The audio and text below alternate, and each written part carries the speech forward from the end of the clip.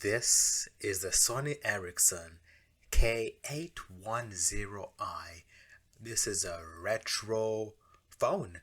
This is in the color code Noble Blue, and this is a very interesting phone.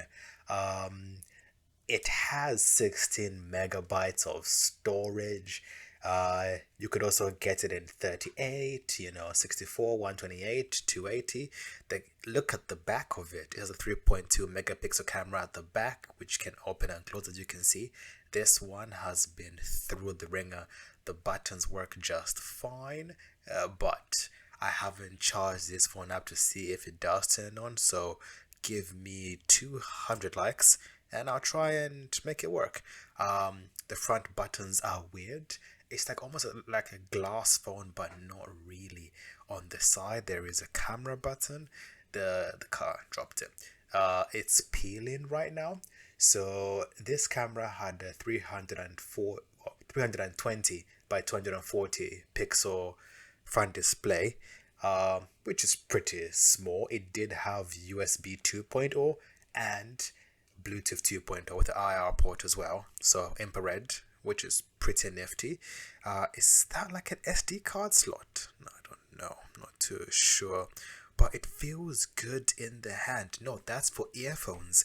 So back in this era, 3.5 jacks were not common in terms of phones, so they had their own proprietary earphones. So that's what it's for. It has Sony Ericsson. The back can come out, which is very important.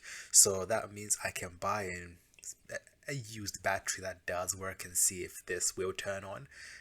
This hasn't been used for a long time, so I'm not too sure. So let me take the battery out. Like, there we go. It has a T-Mobile SIM card in there, which is great because this is most likely locked to T-Mobile, so that helps a lot, which is good. The charging pins are the weird ones, so I need to get a second-hand one. But yeah, what you guys think? Would you guys rock this phone in 2024? I'm not sure, but yeah, this has been a quick hands-on on this old school phone. Thanks for watching, guys. Like and comment on this video. Do you want to see me bring this to life? Let me know. But yeah, have a good day, guys, and thanks for watching. Peace.